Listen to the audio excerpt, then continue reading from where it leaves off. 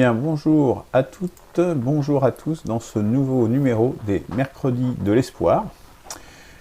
Premier numéro de 2022 consacré à la nécessaire fin du progressisme, puisque il rencontre un mur. Avant cela, je vous souhaite mes meilleurs voeux pour cette nouvelle année 2022, année importante s'il en est, puisque c'est celle de l'élection présidentielle. Je vous invite à aller jeter un œil à la vidéo de bonne année. Justement, il y a un certain nombre de messages qui sont prodigués et c'est une vidéo assez courte. Donc, ça sera, je pense, assez intéressant pour vous de la visionner. Alors, avant de rentrer dans le vif du sujet, nous allons d'abord méditer. Toujours une citation des maîtres du Tao en rapport avec ce que avec le sujet de l'émission du jour. Donc bonjour, meilleurs vœux. Donc aujourd'hui consacré au progressisme et donc plus généralement également aux technologies. Donc là aujourd'hui une citation de Maître Chuang dans l'ouvrage les œuvres de Maître Chuang. Et il y a beaucoup de notes, c'est très riche, ça se lit très très bien, je vous recommande vraiment ce livre, car il est plein de sagesse et plein pas de conseils, mais d'une vision de la vie, quoi, qui est très enrichissante. On monte, je dirais, en intelligence, on a le sentiment, en tout cas, en lisant ce livre. Donc un extrait, L'art du chaos, de Maître Chuang. Les machines créent des activités mécaniques. Les activités mécaniques mécanisent le cœur. Qui a un cœur mécanique dans la poitrine perd sa candeur native. Qui a perdu sa candeur native ne saurait connaître la paix de l'âme. Le Tao ne vient pas se loger chez qui ignore la paix de l'âme. Cette citation, elle est vraiment très intéressante à plusieurs titres. Au premier titre, je dirais, les machines créent les activités mécaniques. Les activités mécaniques mécanisent le cœur. Moi qui suis programmeur en informatique, j'ai vu plein de gens, plein de développeurs devenir comme ça des machines, des mécanisations, la façon de raisonner devient très mécanique, très logique uniquement, enfin sur de la logique logicienne, la logique mathématique on pourrait dire, et on restreint l'homme à cette façon mécanique de fonctionner. Une autre chose intéressante, et c'est pour ça que je vous conseille aussi ce bouquin, c'est que dans ce livre, sur cette partie-là, justement, il y a quelqu'un, un pêcheur, et qui tire de l'eau, hein, c'est dans un puits. Et il y a souvent dans ces courtes histoires, une double morale. Donc là, je dirais c'est une première morale qu'on peut tirer, mais à la fin de ce petit passage, qui dure une page et demie, hein, chaque histoire est très courte généralement. Il y a aussi une autre morale qui se dégage, qui montre que celui qui croyait appliquer les préceptes du Tao, en fait, il était également un petit peu à côté. Donc ça, voilà, il y a souvent ces doubles morales, ces doubles messages, je dirais, dans ces petites citations, ce qui en fait une grande richesse et invite justement à réfléchir. Alors,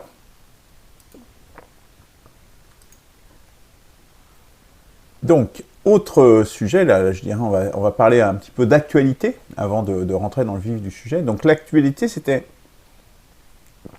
hier soir, mardi 4 janvier, la grande émission donc, qui a été lancée par différentes personnalités. Donc, Olive qui est le plus connu, mais il y avait aussi Jérémy Clément, citoyenne, je ne me rappelle plus le nom de l'organisation qu'il y a. Il y avait beaucoup de candidats, il y avait Maître Brouza, etc., qui étaient présents. Olive Olive, malheureusement, n'a pas pu être présent.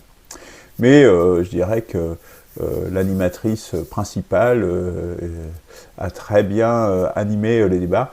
Bon, après, les temps de parole étaient assez courts.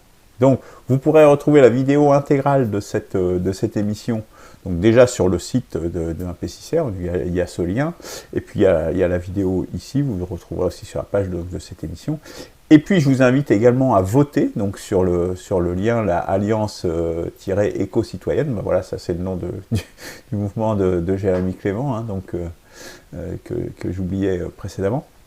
Donc, qui se retrouve là avec tous les candidats et avec une possibilité de vote, de dire bah, la personne qui vous a le plus convaincu, bah, je vous invite, si vous pensez qu'un Impécicère et que ma prestation a été, je dirais, convaincante, bah, je vous invite à aller cocher la case sur cette page. Je vous informe par ailleurs, dans la suite directe de cette émission, je dirais, hein, mais que l'appel à un tronc commun qui avait déjà été émis par une perspective de la 6ème République au mois d'octobre, hein, tout ça dans la suite toujours de rassembler, hein. Le but n'est pas de proposer quelque chose, de se faire plaisir en proposant quelque chose, mais d'être dans une démarche de rassemblement du peuple français, parce que c'est la seule façon de réussir à gagner, et nous avons besoin de gagner. On ne peut pas se permettre encore d'avoir un loustic comme nous avons comme président de la République qui se permet d'insulter les Français, d'institutionnaliser l'apartheid en dévalorisant une partie des citoyens français en disant qu'ils ne sont plus citoyens. C'est ce qu'il a affirmé hier dans une interview, ce qui est absolument scandaleux pour un président de la République. Donc il faut absolument se débarrasser de cette personne et de toute l'idéologie et toute l'oligarchie qu'il représente. Donc, il y avait déjà eu un appel au mois fin octobre, envoyé à une lettre ouverte à différents candidats, citoyens. Bien, demain, je vais reprendre une initiative, nous allons en discuter ce soir dans le direct Agora, un nouveau courrier pour proposer une réunion afin de se mettre d'accord sur un pacte pour fusionner et avoir une seule candidature à la présidentielle. Une seule candidature, déjà des candidats citoyens, mais fort déjà de ce premier pacte, d'aller vers les gros candidats pour leur dire, voilà, maintenant, il faut arrêter de jouer, il faut arrêter de s'amuser et de croire qu'on va réussir à battre Macron. Tel qu'on est en l'état là, on a perdu. Donc, il faut tout faire pour empêcher ça, et nous pouvons encore le faire. Donc voilà ce que l'actualité d'une perspective de la 6ème République, et nous en reparlerons très prochainement. Ce courrier devrait partir, je l'espère, demain. Voilà, voilà pour l'actualité. Alors, la nécessaire fin du progressisme. De quoi allons-nous parler? Bon, voilà la flèche, le progressisme, on voit rien ça, puis là, la flèche, elle est en train de rentrer dans un mur. Et nous allons expliquer en quoi le progressisme touche à sa fin. Alors, avant, au menu, je dirais, de ce soir, déjà, définir ce que c'est que le progressisme, hein, qu'est-ce que ça veut dire, ce mot de progressisme, et examiner pourquoi, justement, il ne peut plus continuer. Et le Covid est justement un révélateur du fait qu'il ne peut plus continuer dans la forme néolibérale qui est la sienne actuellement et qui nous gouverne. Et puis après, nous analyserons un certain nombre de symptômes de cette fin de règne, je veux dire, hein, de cette fin de civilisation. On peut aller jusque-là, puisque c'est bien ce à quoi nous sommes confrontés, et les conséquences. Et puis, nous finirons sur la notion de tournant historique et de quatrième voie. Donc, si vous êtes un fidèle auditeur d'une perspective de la 6ème République, vous avez déjà entendu parler, bien entendu. Alors, commençons par se poser cette question. On va dire que c'est nécessaire que ça se termine. Qu'est-ce que c'est que le progressisme? Donc si on va sur le site du CNRTL, qui est une référence tout à fait du CNRS, tout à fait vraiment celle de très haut niveau, je dirais, la plus pertinente, me semble-t-il. Donc c'est une doctrine ou une attitude se fondant sur l'idée de progrès continu et ascendant de l'homme. L'homme ne fait que progresser au fil de son histoire. C'est ça le progressisme, le sens du progressisme. Donc ça s'appuie sur la notion de progrès. Et le progrès, qu'est-ce que c'est? C'est un mouvement vers l'avant, c'est le fait de gagner du terrain, donc de s'étendre, d'avoir toujours plus de terrain à sa disposition. C'est un accroissement quantitatif, donc de la quantité, ou intensif, donc ou de l'intensité. Donc l'intensité, c'est aussi le nombre de choses, quelque part l'intensité d'un courant électrique, c'est le débit dans un tuyau d'eau, c'est la quantité d'eau qui peut passer par une certaine par seconde, par exemple, d'un phénomène. Voilà. Accroissement quantitatif ou intensif d'un phénomène. Donc on est bien sur de la quantité, et donc on est primairement, excusez-moi, quelques petits problèmes de manipulation, voilà, primairement sur une idée de toujours plus. On est vraiment, c'est la première idée du progressisme, principale, fondamentale, on est dans le toujours plus, augmentation, c'est ce qu'on appelle la croissance. La croissance, c'est pas pour rien qu'on appelle ça la croissance. La croissance, c'est vraiment plus, la croissance en l'occurrence du produit intérieur brut, du PIB. Voilà, primairement, le progressisme, c'est cela. Alors, ce n'est pas que ça. C'est également une vision philosophique de dire que c'est un processus évolutif de l'homme qui va vers un terme idéal. Par exemple, Emmanuel Kant, qui est un des penseurs des Lumières du XVIIIe siècle, donc Kant définissait le progrès comme un mouvement transitoire visant de passer d'un état de barbarie à un état de civilisation, donc de quitter l'état, je dirais, monarchique, qui était avec un chef qui dirigeait un petit peu tout,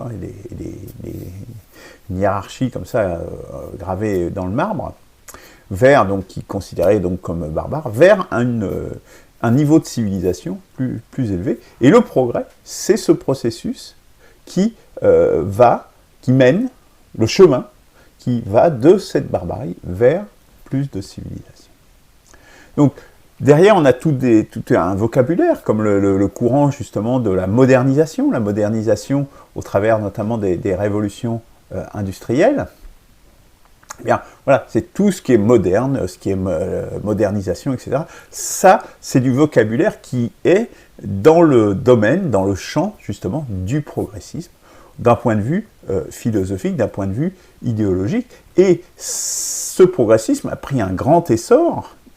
Il avait commencé avant, dans le haut Moyen-Âge, notamment avec ce qu'on appelait la Renaissance en Europe, avec un grand essor avec ce qu'on appelait les Lumières, donc au XVIIIe siècle, et toute la philosophie des Lumières, dont Kant est un des représentants majeurs, je dirais. Toutefois, je voudrais souligner le fait que ce progressisme, si c'est beaucoup déployé à partir de cette époque-là, en commençant par l'Europe, c'est un phénomène qui est plus ancien. Il est plus ancien car on peut remonter aux écrits bibliques, à la Genèse. Donc vraiment, la Genèse, c'est les tout premiers écrits bibliques, qui sont communs à différentes religions, où il est dit dans Genèse 1, c'est-à-dire c'est le début de la Genèse même, donc c'est vraiment dans les tout premiers écrits fondateurs, donc on est bien antérieur au XVIIIe siècle. Dieu créa l'homme à son image, il le créa à l'image de Dieu, il créa l'homme et la femme, Dieu les bénit, et Dieu leur dit : soyez féconds, multipliez, remplissez la terre, et l'assujettissez, et dominez sur les poissons de la mer, les oiseaux du ciel, et sur tout animal qui se meut sur la terre. On est bien là dans une expansion, dans un accroissement, dans du toujours plus. Hein. Donc on voit bien que ça, c'est des écrits qui remontent, qui sont millénaires, hein, donc qui remontent qui sont bien antérieurs à ce mouvement des Lumières. Mais on est déjà dans une démarche de progression, des démarche d'occupation toujours croissante de l'occupation de l'empreinte humaine sur ce monde. Genèse 9 également, je ne citais que deux, il y a d'autres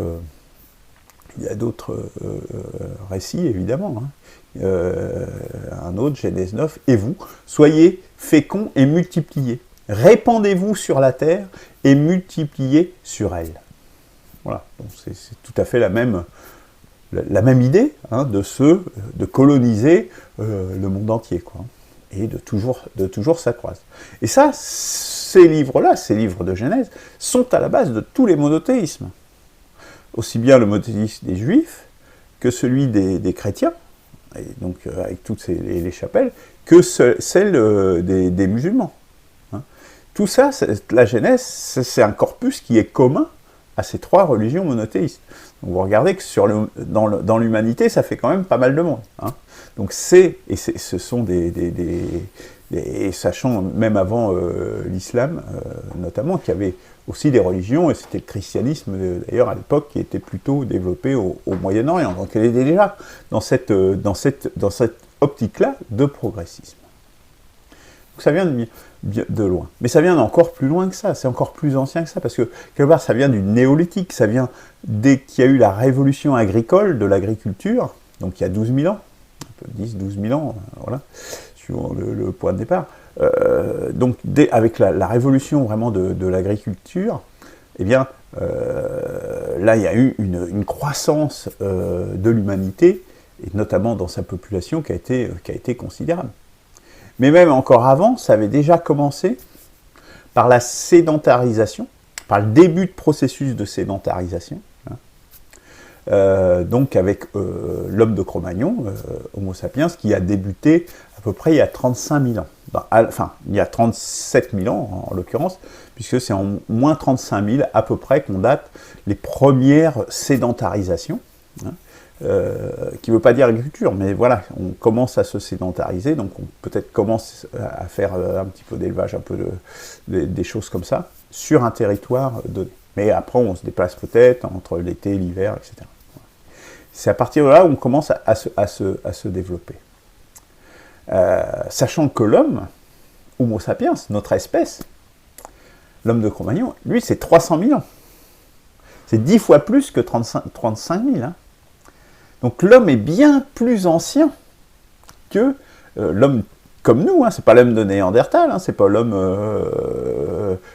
c'est un homme tout à fait similaire à nous. Lui, il a 300 000 ans. Nous avons 300 000 ans. Notre espèce a 300 000 ans. D'accord ? Homo sapiens. Et il n'y a que 35 000, moins 35 000, donc 10% à peu près en gros, où on a commencé à décoller. Dans l'histoire de l'humanité, en fait, l'époque où nous étions sur un niveau non progressiste, je dirais, est bien plus longue que cette partie progressiste. D'ailleurs, on va le mesurer dans les estimations qu'il y a de l'évolution de la population mondiale. Là, je n'ai pas représenté sur 300 000 ans, parce que le graphique, il est juste, c'est juste un truc comme ça, quoi, à angle droit. Donc là, j'ai fait justement à partir de 35 000 ans seulement déjà, hein.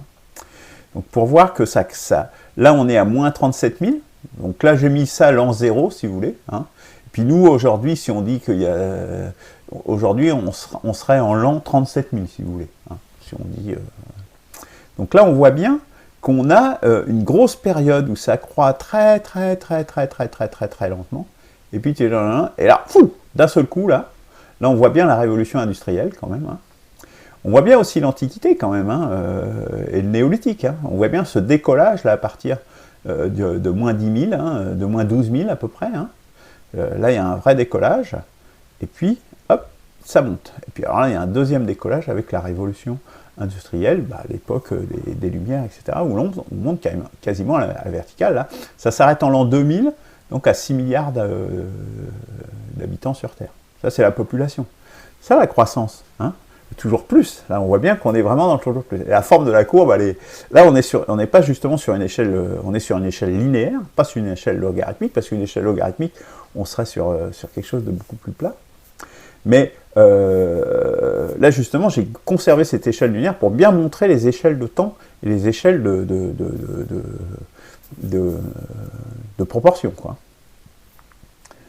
Alors, une chose quand même intéressante que vous noterez, que je voudrais vous faire remarquer, c'est qu'à un petit moment, là, dans les estimations de population mondiale, donc là j'ai mis le lien en référence, il y a un moment où ça décroît.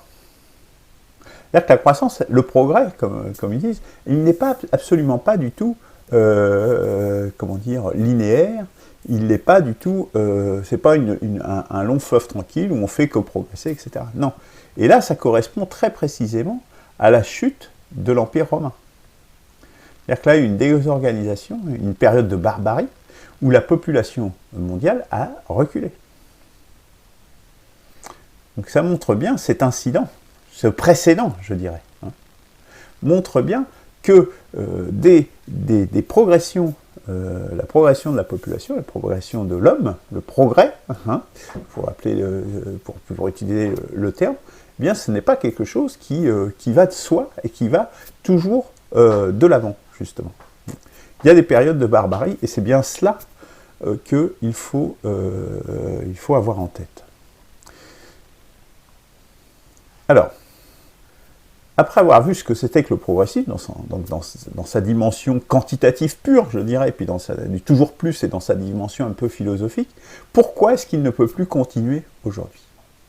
Je dirais, de façon triviale, je vais citer d'abord deux expressions très triviales, parce que les arbres ne montent pas jusqu'au ciel. Je pense que c'est du simple bon sens et que tout le monde peut comprendre. Voilà. Quand on voit la courbe qu'on a vue précédemment, on se dit que ça ne peut pas continuer comme ça, c'est juste pas possible, parce que les arbres ne montent pas jusqu'au ciel. Ou, la façon de le dire de façon différente, d'une façon plus mathématique, je dirais, une croissance infinie dans un monde fini, le monde fini qui est la Terre, c'est impossible. C'est juste un non-sens, c'est impossible. Personne ne peut croire à ça, sauf un économiste comme veut la plaisanterie commune. Donc c'est impossible, donc c'est inéluctable. À un moment ou à un autre, le progressisme, ce progrès, ne peut pas continuer éternellement. C'est absolument impossible. Surtout qu'on voit bien qu'on est sur une courbe complètement exponentielle, donc qui monte quasiment à la verticale, donc c'est juste pas possible, ça ne peut pas continuer comme ça, c'est totalement impossible. Alors, du coup, c'est inéluctable, ça ne peut pas continuer, donc, en définitive, quels sont les modèles, généralement, Donc le modèle, c'est le modèle de courbe en S de maturité, mais là, par exemple, la maturité du cycle de vie d'un produit, mais la courbe en S, ça s'applique partout. La courbe en S, c'est un peu la règle aussi des 80-20, si ça vous parle. C'est-à-dire que vous avez une phase initiale où ça progresse très lentement, vous avez une courbe où ça monte, et là ça monte très vite, puis à la fin ça se réaplatit et vous progressez très lentement. Si vous faites par exemple un apprentissage dans un domaine, vous apprenez une langue par exemple, au début vous allez faire des progrès très très lents parce qu'il faut apprendre les rudiments de la langue, comprendre un petit peu comment ça se passe, etc. Après vous allez pouvoir peut-être aller dans le pays, etc. Et donc parce que vous avez les premiers rudiments, si vous allez dans le pays comme ça sans un moindre rudiment, vous allez aussi en baver. Mais là du coup vous allez progresser extrêmement vite. Et puis à la fin, vous allez rentrer dans la phase de maturation, de maturité, où là, il y a des mots rares, il y a des expressions, des tournures plus rares, ou des expressions empruntées éventuellement d'une langue étrangère, comme le latin ou d'une autre origine, qui font que là, vous allez progresser beaucoup plus lentement. Donc vous avez bien un S, faible progression au départ, lente progression rapide au milieu, puis à la fin, de nouveau, une progression, mais beaucoup plus lente, beaucoup moins prononcée. Voilà, c'est ça la courbe en S. Et la courbe en S, je veux dire, en tant qu'ingénieur, c'est une courbe qu'on retrouve partout. dans tous les domaines, et elle est très très très commune, je dirais. Donc, nous voyons bien que c'est une courbe de... C'est pour ça que j'ai appelé la courbe en S de la maturité. Là, c'est la maturité d'un produit. Mais elle se retrouve partout. La question qu'on peut se poser, c'est de dire, ok, on sait qu'à un moment donné, on va arriver à ça, mais est-ce que c'est maintenant qu'on est au niveau de cette courbe, de cet infléchissement haut, pour aller plutôt vers un plateau? Est-ce que c'est maintenant ou est-ce qu'on a encore de la capacité à progresser? En Fourier, voilà, alors mathématiquement, déjà pour le reposer d'une autre façon, cette fonction de courbe en S, c'est ce qu'on appelle une sigmoïde. Hein. Bon, si on modélise de façon mathématique, un peu simplifiée, je dirais. Et l'équation de ça, c'est f de x est égal à 1 sur 1 plus 1 exponentielle de moins x. Bon, soyez pas effrayés par l'équation, elle n'est pas extrêmement complexe quand même, mais voilà. Et ça donne cette courbe en S, justement. Avec, ah, pardon, là, il me manque... Avec, ah oui, je pense, avec x, ici, le x, ici, en fait, qui est une fonction de la population mondiale. Est-ce que c'est la population mondiale en tant que telle ou est-ce que c'est une fonction? Voilà, on va dire que c'est une fonction de la population mondiale, mais qui croît en tout cas avec le fait que la population mondiale croisse. Bien, c'est ce à quoi, en fait, ressemble, en définitive, notre monde actuel. Si nous étions sur ça, ça voudrait dire que si on étions dans une courbe en S, eh bien, normalement, on devrait être avec une équation de ce type-là. En définitive, avec justement la fonction x qui serait une expression de la population mondiale. Bonjour.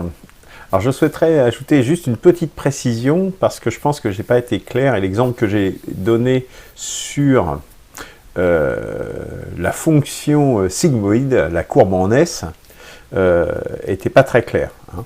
Donc je pense que ça nécessite une précision. J'aurais dû présenter quelque chose de plus simple et de plus conforme à ce que j'avais présenté précédemment. Une vision plus lisible avec ici x, l'axe des abscisses, le temps qui passe tout simplement, et ici la courbe représentant la population mondiale. Donc arriver à un niveau où la population mondiale opère une transition et se stabilise sur un plateau. Voilà, ça c'est cohérent avec les courbes précédentes. Ce que j'ai dit n'est pas faux, hein, sauf que c'est une lecture, c'est une autre courbe en S. Hein. Comme j'ai dit, les courbes en S s'appliquent un petit peu de façon dans plein de domaines. Et ce que j'ai dit n'est pas faux, mais elle ne s'applique pas en fonction du temps. C'est-à-dire qu'on aurait un axe des abscisses qui serait la population là, et l'axe des ordonnées, ça serait l'impact sur l'environnement. Hein. Le maximum étant 1 ici, qui serait l'impact maximum pour ne pas dégrader l'environnement. Et on se promènerait en fonction de la population et de la technologie que l'on aurait hein, aussi, hein, ça compte évidemment. Mais principalement de la population sur cette courbe-là. Voilà, donc ce qu'il faut retenir, c'est que, en définitive, la lecture que j'aurais dû donner, c'est une lecture avec ici le temps et la courbe qui représente l'évolution de la population mondiale. Voilà, j'arrête cette coupure et je vous laisse reprendre la suite de cette émission telle qu'elle a été diffusée initialement. Allez, bon visionnage.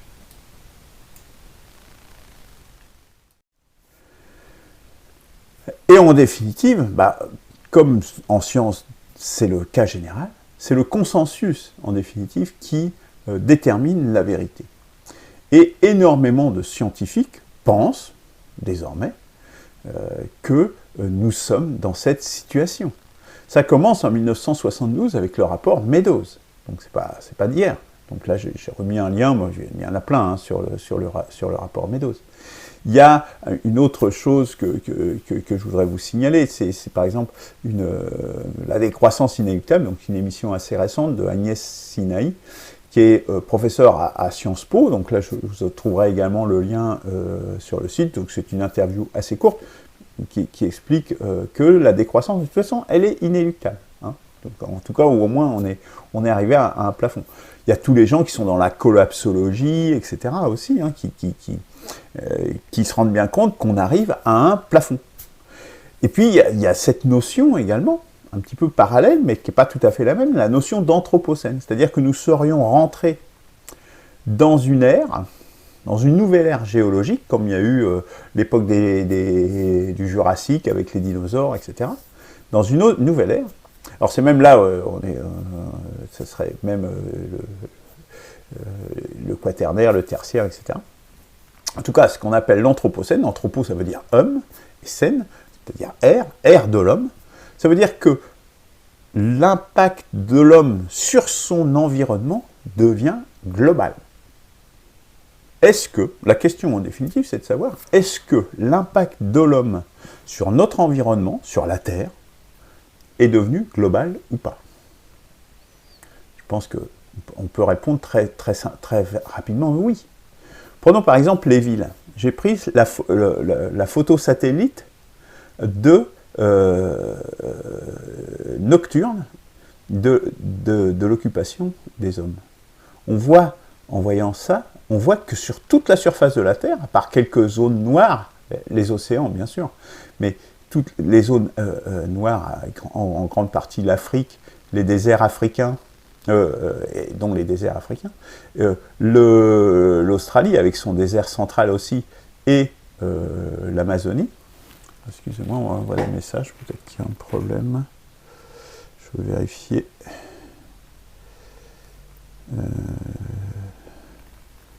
D'accord, non, visiblement il y avait un problème de son, mais ce n'est pas de mon côté que ça venait.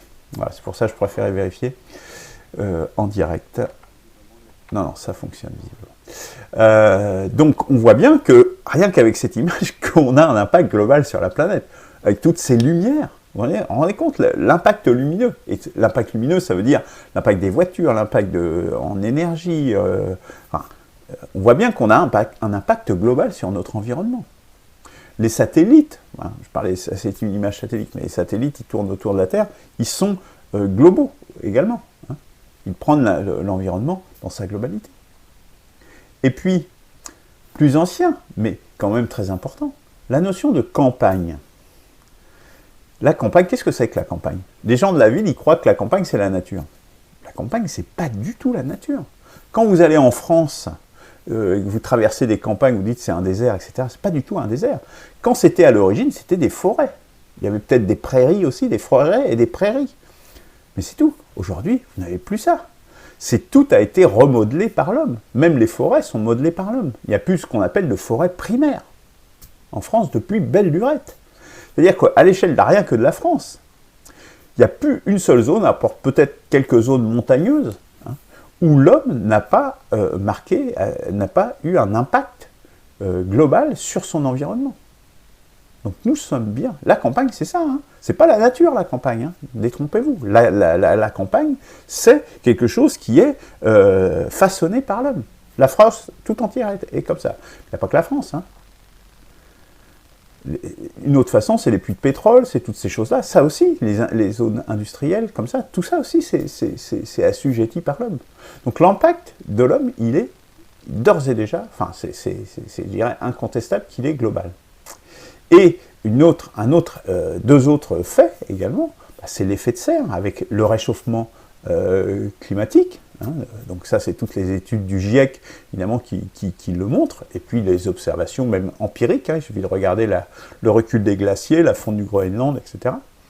Ou encore, un autre impact global, c'était le trou dans la couche d'ozone qu'il y avait au niveau du pôle sud, qui est toujours là, qui est en train de se résorber doucement, parce qu'on a arrêté l'émission importante de gaz qui détruisait l'ozone à haute altitude, qui sera résorbé, je crois, vers 2050. Donc on a pu revenir en arrière sur ça, parce que c'était quelque chose qui était facilement réalisable, à peu près, et qu'on avait des solutions de substitution. Aujourd'hui, les solutions de substitution pour l'énergie, pour les transports, on n'en a pas, hein, soyons clairs. Hein. Aujourd'hui, on est toujours dans les énergies fossiles, et on y est encore pour un bon moment. Voilà. Donc, voilà, on a bien un impact global. Nous sommes bien dans cette époque-là. Donc, est-ce qu'on est arrivé au point où on est au moment où il faut arrêter d'impacter notre environnement? Tout semble le montrer. Alors, il y a d'autres publications. Là, je vous renvoie au numéro 119 de la décroissance et de l'effondrement, justement, donc, de recherche internationale, donc, qui est paru en 2021.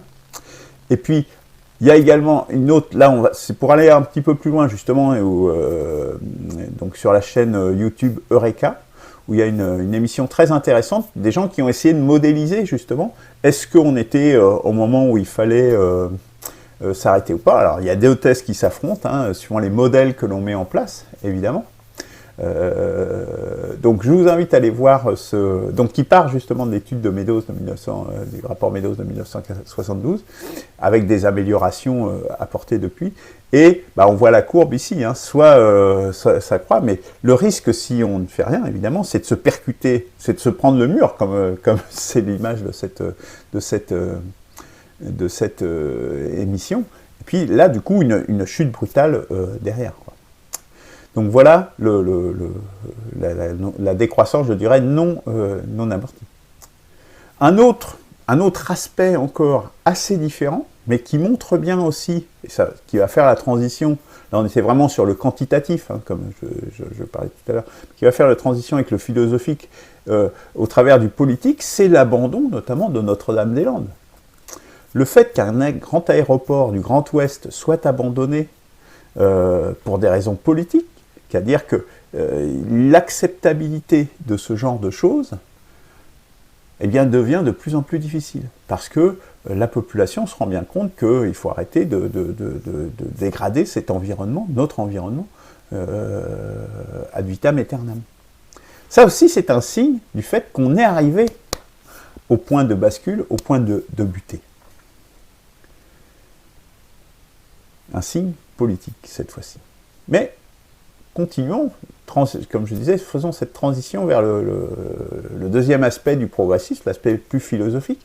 Je vais reciter ce que je disais tout à l'heure sur Kant, qui disait que le progrès est un mouvement transitoire, et c'est vraiment ça le mot important que je voudrais souligner ici, transitoire visant à passer de la barbarie à la civilisation. Donc Kant, vous voyez, disait, oui, à cette époque, il fallait faire le progrès, le progressisme, et c'était tout à fait pertinent. Ça a permis des révolutions industrielles, ça a permis des progrès dans les soins, dans l'alimentation, etc. C'est ce qui a permis la progression énorme de la population mondiale, et du bien-être général. À un coût non négligeable, de la colonisation, des guerres, etc. C'est pas non plus... il y a du passif et de l'actif, il n'y a pas du... C'est pas tout blanc, mais globalement, il y a eu cet essor. Mais c'est un mouvement, dans son esprit, transitoire de la barbarie à la civilisation. Alors, pour répondre à cette question philosophique de savoir si on est au point de bascule, je dirais que c'est assez simple. Il faut se dire, allons-nous actuellement vers plus de barbarie ou vers plus de civilisation? Pour savoir si on est à ce point, justement, où il faut... à ce point d'inflexion de la courbe, ou si on est toujours sur la partie montante très, très rapide. Bien. C'est tout le raison d'être d'une perspective de la 6ème République. Nous savons bien que la barbarie ne fait que croître. Par les armes atomiques, quand même, avec l'invention des armes atomiques, on a la capacité de détruire la planète tout entière. Quelque chose qui n'existait pas. Par le progrès. C'est le progrès qui a amené le fait que nous avons la capacité de détruire la planète tout entière, plusieurs fois même.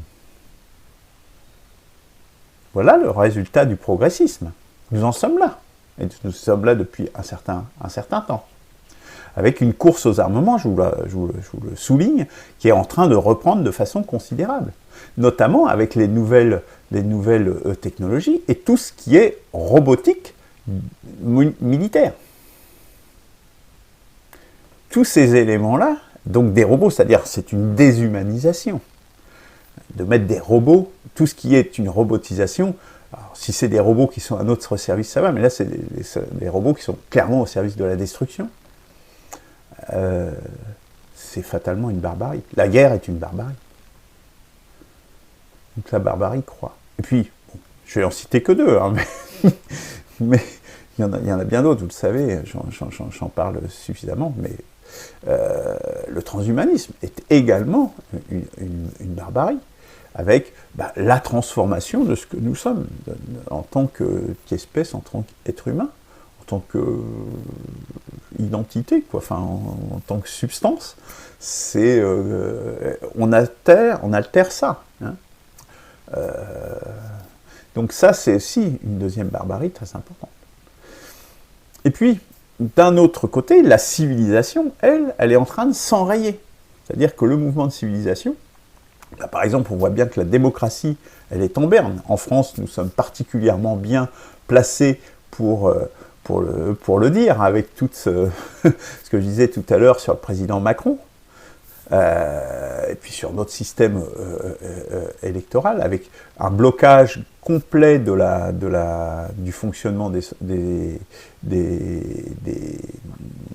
modes démocratiques en France et ailleurs, et y compris au travers de ces gros ensembles que sont par exemple l'Union européenne, où à partir, comme je dis souvent, à partir d'une certaine taille, la démocratie n'est plus possible. Et à l'échelle européenne, tout ce qui est État fédéral, par exemple, un État fédéral ne peut plus être démocrate, il est trop gros.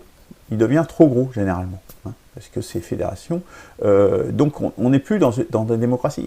Et c'est vraiment la tendance vers laquelle on va. Il parle de gouvernement mondial. Hein, ça, c'est la cerise sur le gâteau. Il est bien évident qu'un gouvernement mondial, il peut en aucun cas être démocratique. Et puis, il y a le recul des libertés, donc nous mesurons suffisamment chaque jour, mais le recul aussi du niveau d'éducation, de la lecture, de l'écriture. On n'écrit plus de lettres, vous écrivez encore des lettres. Et encore, quand on écrit, c'est des mails avec un langage télégraphique où on ne dit même plus bonjour et au revoir, hein, comme j'en croise souvent. Et puis du recul aussi dans l'expression orale. Dans l'expression orale. Et ça, c'est très important. C'est très important parce que ça, c'est la preuve de c'est la pire preuve de la barbarie.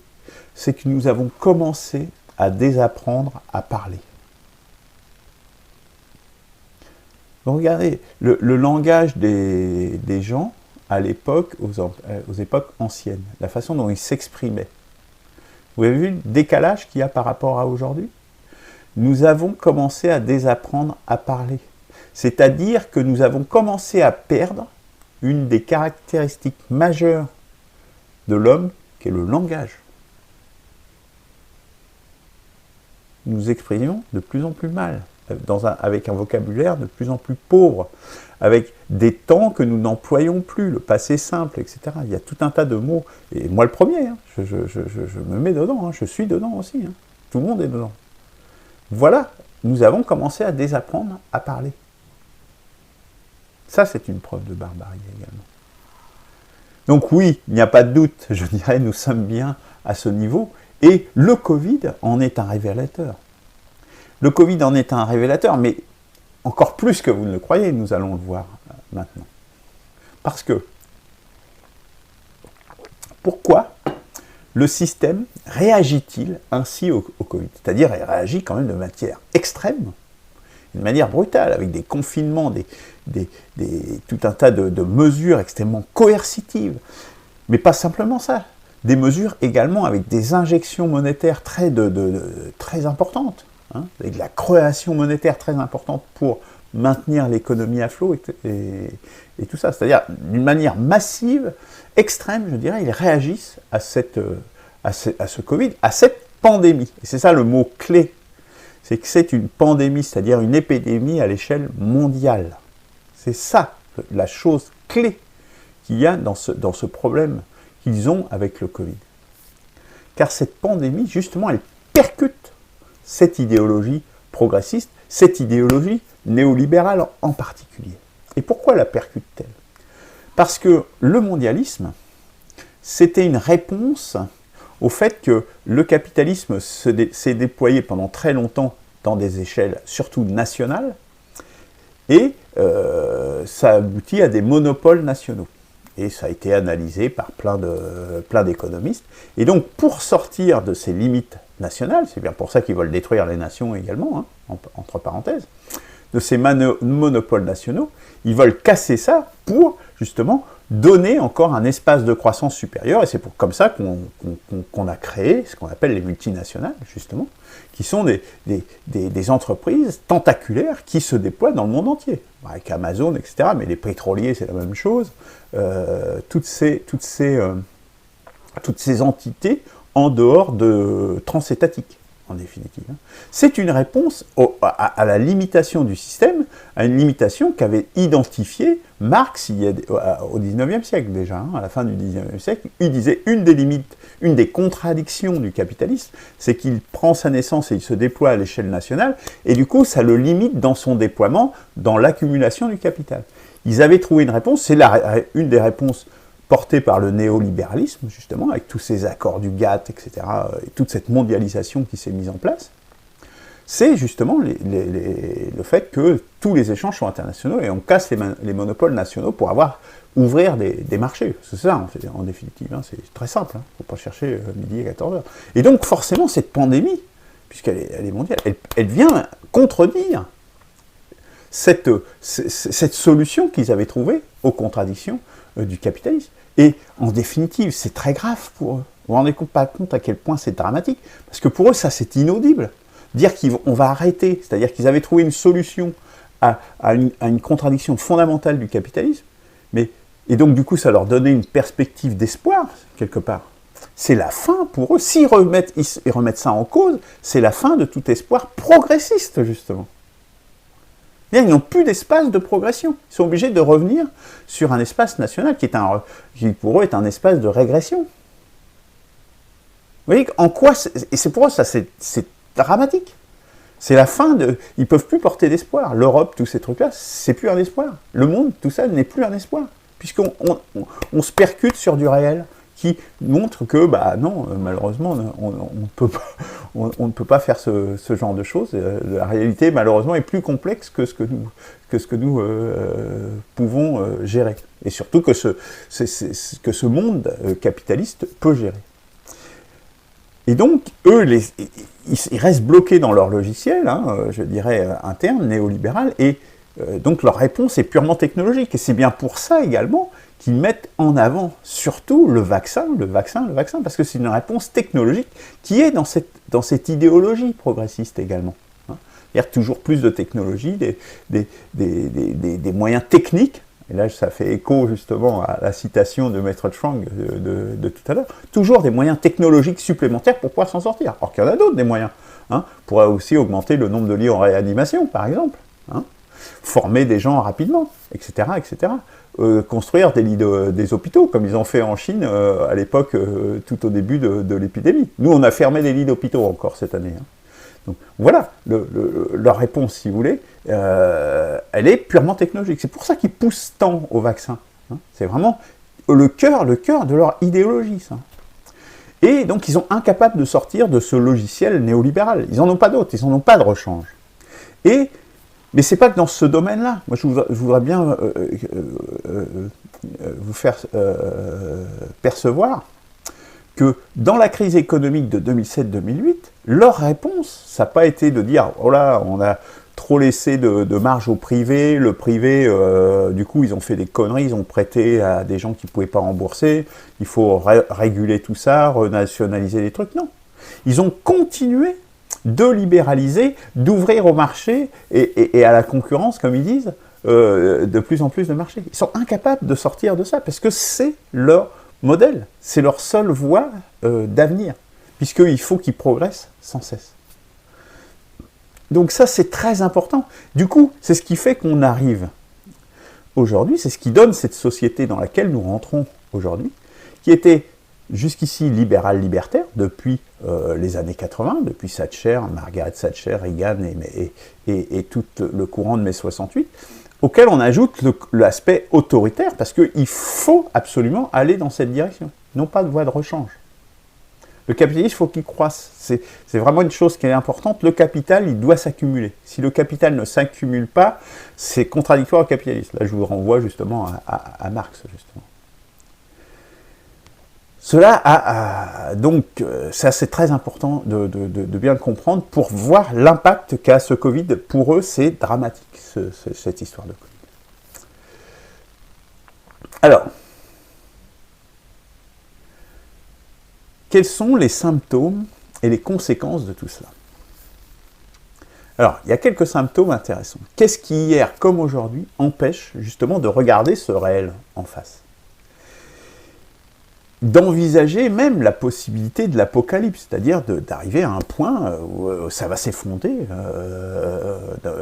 Tous les gens qui pensent à l'effondrement, c'est ça, hein, c'est une forme d'apocalypse, mais l'apocalypse nucléaire en est une autre forme, hein, c'est une réalité qui nous pend au nez depuis, c'est une menace qui est au-dessus de nos têtes depuis 50 ans.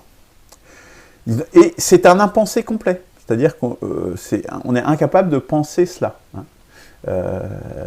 C'est insupportable. Pourquoi? Parce qu'il y a une croyance au progrès.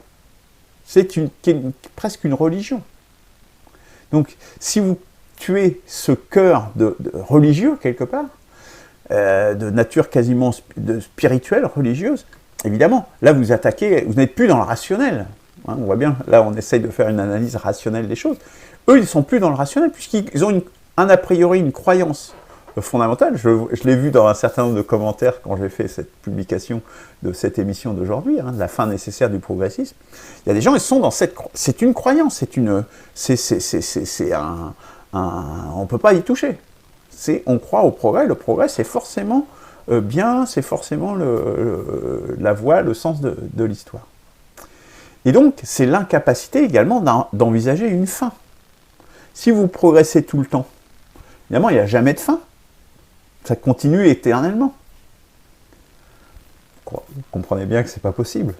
Dès qu'on pose l'équation de cette façon-là, immédiatement on comprend, pour ce qu'on a dit, justement ce qu'on a dit précédemment, que ça n'a pas de sens. Mais eux, les gens, ils sont dans cette dimension-là, puisqu'ils sont incapables d'envisager une fin. Et du coup, c'est le corollaire, c'est la disparition de la finalité divine. La finalité divine, c'était quoi? C'était la vie après la mort. Hein, c'était nous sommes dans un monde, mais ce monde n'est pas il y a un autre monde dans lequel on peut aller. Notre âme peut-être exister avant, peut se réincarner. Enfin, ça dépend des spiritualités. Mais il y a aussi, comme là, on est toujours dans une progression. Il n'y a plus de finalité divine. La finalité divine, c'était souvent aussi l'apocalypse avec la résurrection, etc. Il y avait toute cette chose, toutes ces choses qui faisaient que la fin dans ce monde n'était pas une vraie fin et qu'on pouvait toujours se... Alors que là, il n'y a plus de fin du tout. Il y avait quand même une fin dans ces divinités, mais qui était transmutée, qui était exorcisée, je dirais, par différentes choses. Alors que là, aujourd'hui, il n'y a plus de fin. C'est progrès permanent. Donc le progrès est vu comme perpétuel. Mais le problème, c'est que là, le réel s'impose toujours, et le Covid en est une manifestation, mais il y en a d'autres. Le réel finit toujours par s'imposer, parce que ça ne tient pas, cette croyance dans un progrès éternel, c'est pas possible. Et elle a éclaté au visage, en Europe, en tout cas, au soir de la Deuxième Guerre mondiale. Déjà, au soir de la Première Guerre mondiale, c'était pas mal, au soir de la Deuxième Guerre mondiale, c'était incontestable, puisqu'il y avait la bombe atomique, il y avait toutes les barbaries qui avaient été commises avec un nombre de morts par dizaines de millions pendant cette guerre, avec des atrocités absolues, des destructions, une mortalité très très très grande. L'apocalypse, le fait que ce mouvement du progrès avait abouti à cette barbarie sans nom, jamais vu dans l'histoire de l'humanité, le progrès menait aussi à ça. hein. Et là, je vous rappelle la courbe avec la chute de l'Empire romain. Hein.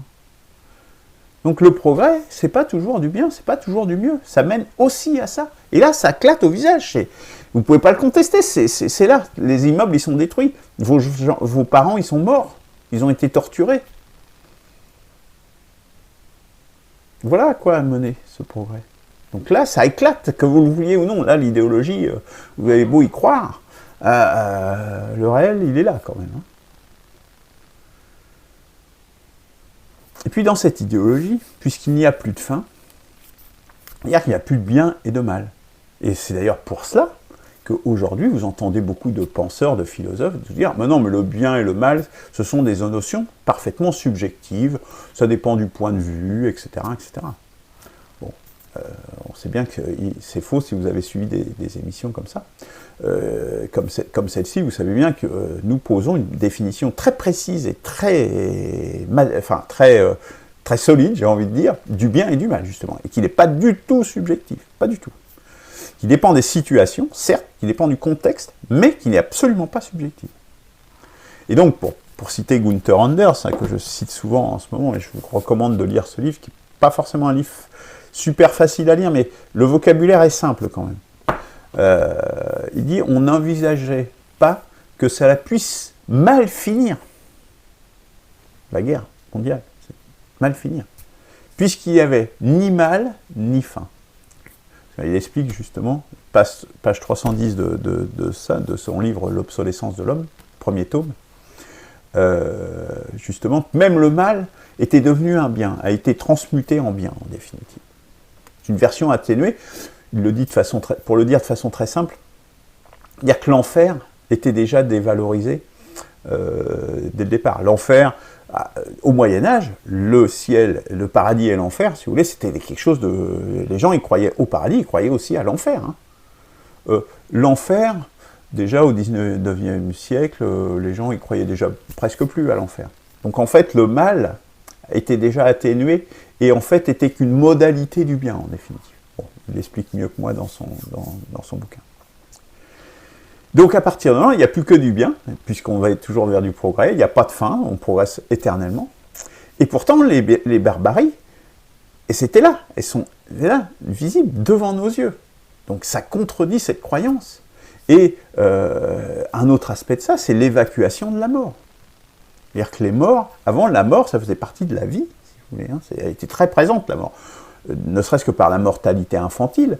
Il y a beaucoup d'enfants qui mouraient jeunes, des gens qui mouraient jeunes d'une infection à 20, 30 ans, parce que voilà, il y avait moins de soins, etc. C'est pas ce que je veux dire qu'il ne faut pas de soins, hein, mais c'était la réalité. La mort faisait partie de la vie. Hein, elle était là, elle était présente souvent. Aujourd'hui, vous avez remarqué comment on évacue la mort. On ne veut plus la voir.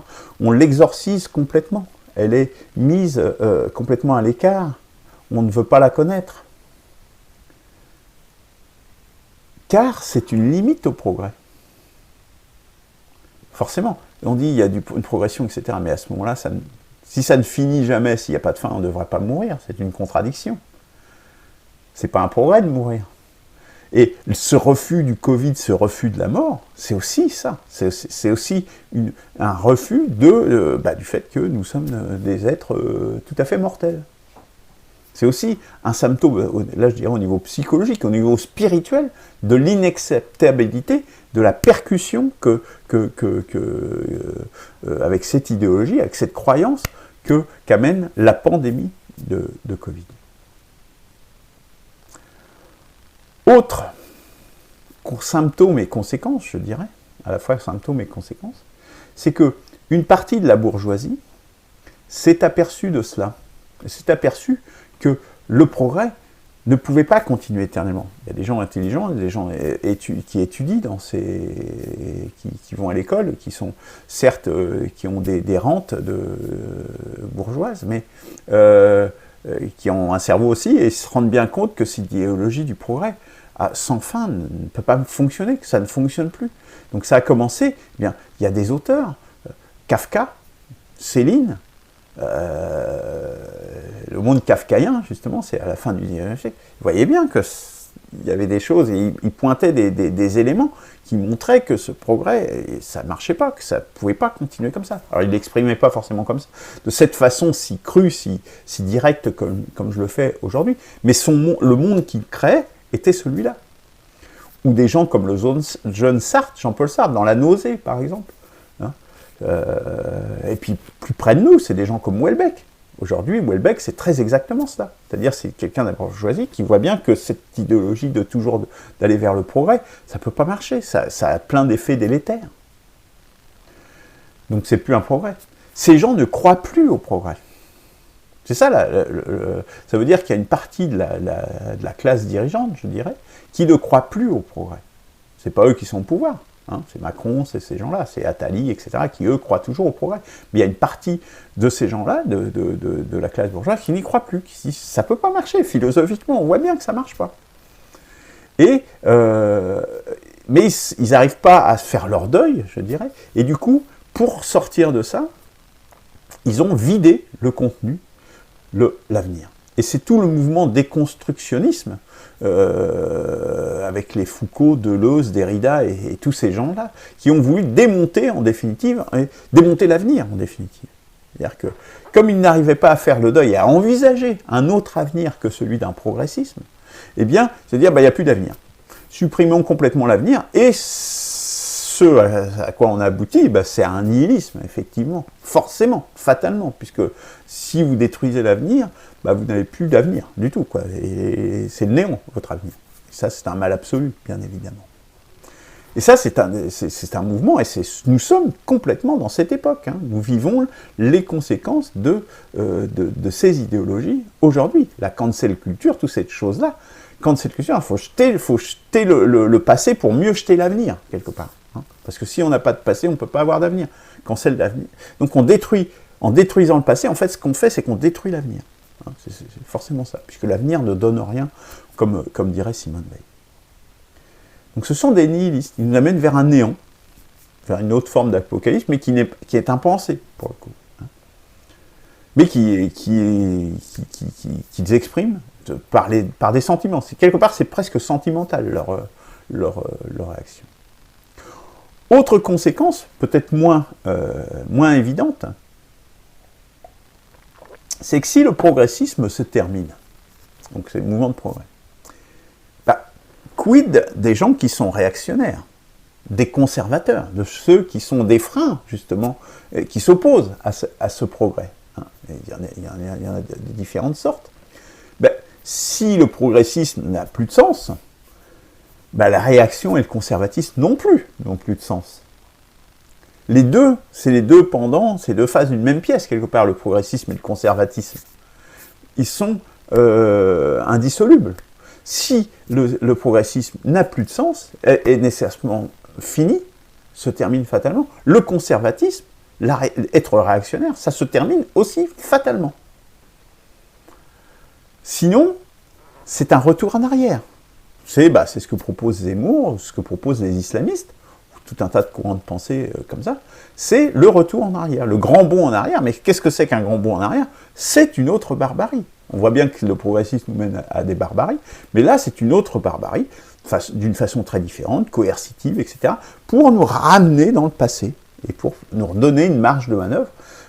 Mais c'est ce qui s'est passé à la chute de l'Empire romain, avec des invasions barbares, hein, appelons un chat, et c'est ce qui se passe également aujourd'hui, avec l'émergence de Daesh, hein, qui n'est toujours pas mort, hein, ou la victoire des talibans en Afghanistan. C'est aussi ça que ça signifie, cette victoire. C'est la victoire de la barbarie sur, normalement, une civilisation plus avancée. Normalement, je dis bien. Hein. Beaucoup de guillemets. Mais de fait, c'est quand même ça. C'est quand même une idéologie du passé extrêmement fruste. Donc, la réaction, il faut bien se rendre compte d'une chose, c'est qu'elle n'a jamais vraiment eu de sens. Hein. Parce que, en fait, le progressisme, et les conservateurs le savent très bien, finissaient toujours par gagner. C'est-à-dire qu'ils protestaient, etc., contre le progrès, contre le modernisme, la modernité. Mais au final, c'était toujours la modernité, par des voies X ou Y, qui arrivaient à s'imposer. Par quoi ça? Parce qu'en fait, le progrès allait dans le sens de l'histoire. Il y a un sens à l'histoire. J'en parlerai. Et le progrès allait dans le sens de l'histoire. Et donc, fatalement, les conservateurs, les réactionnaires perdent. C'est obligatoire. Ce qu'ils peuvent faire au mieux, et c'est pas négligeable, c'est pas négligeable, c'est d'être un frein à un progrès trop rapide ou trop extrême. Et ces freins permettent aux populations, aux êtres humains de s'adapter. Ce n'est pas toujours le cas aujourd'hui. On a un emballement avec des gens qui deviennent obsolètes, qui deviennent « Ah bah vous saviez faire tel métier, ah bah votre métier est remplacé par telle machine, ou par tel autre savoir-faire, ou tel autre... » Clac, du jour au lendemain, vous ne pouvez plus vous adapter. Vous avez 35 ans, vous êtes déjà bon à rien parce que les technologies ont changé. C'est ça que ça veut dire. Donc les réactionnaires avaient aussi ce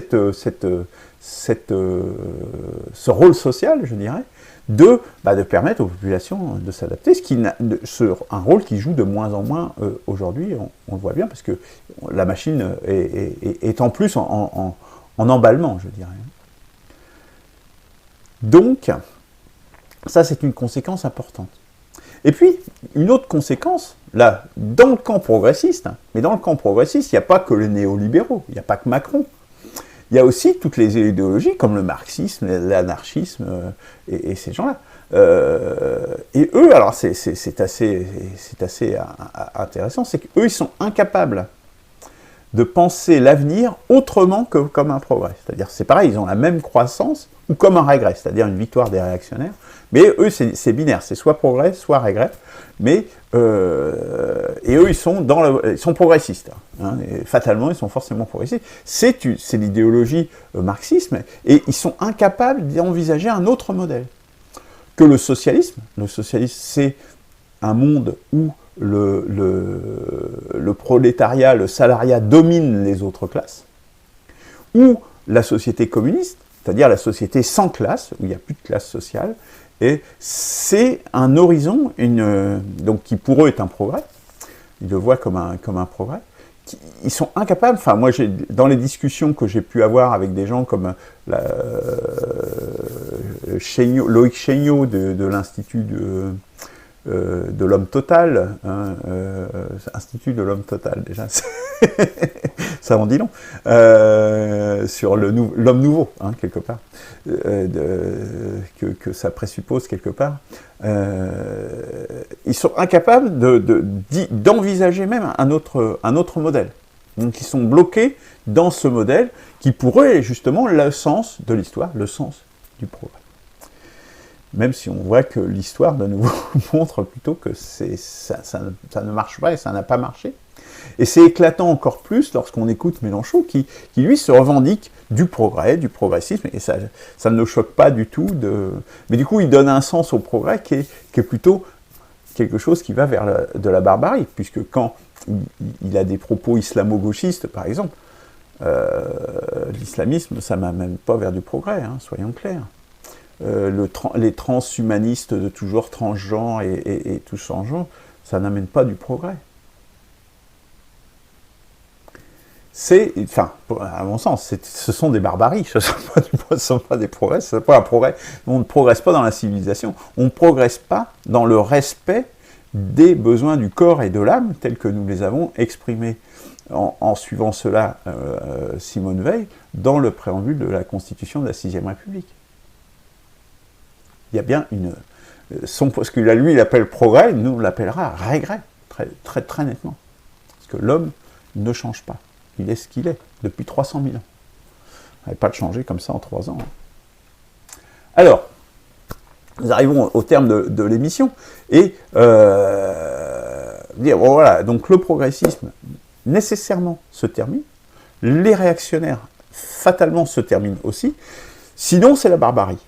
C'est 2 formes différentes de barbarie, ou 3 formes différentes de barbarie, si on veut, incarnées tant par Macron, par Mélenchon, ou par Marine Le Pen, ou Éric Zemmour en France, mais ces 3 voies, de toute façon, mènent à des barbaries, d'une manière différente, mais à des barbaries de toute façon. Dès lors, nous sommes face à un tournant historique. la question qui se pose, c'est, bah ouais, donc y a-t-il un avenir possible? Bah, si on revient, donc on est à un tournant historique. De toute façon, on est là, nous en sommes là. C'est à peu près certain. Est-ce qu'il y a une quatrième voie? En prenant la troisième voie, c'est plutôt Macron qui incarne la troisième voie.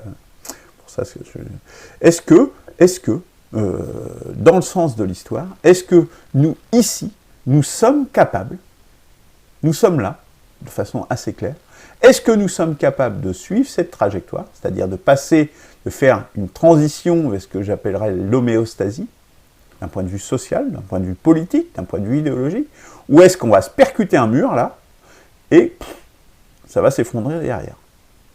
Avec différents scénarios possibles, hein, avec les moyens techniques qu'on a aujourd'hui, comme je dis, ça peut aller très très loin. Donc nous sommes là, nous sommes à la croisée des chemins. Soit on prend cette trajectoire, soit on prend celle qui tombe. Celle qui tombe, elle est déjà arrivée plusieurs fois dans l'histoire.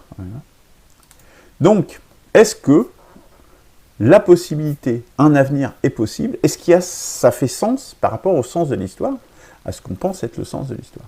Eh bien, la réponse, je vais vous dire, oui, il y a une possibilité. Il y a une possibilité de quatrième voie qui va dans le sens de l'histoire.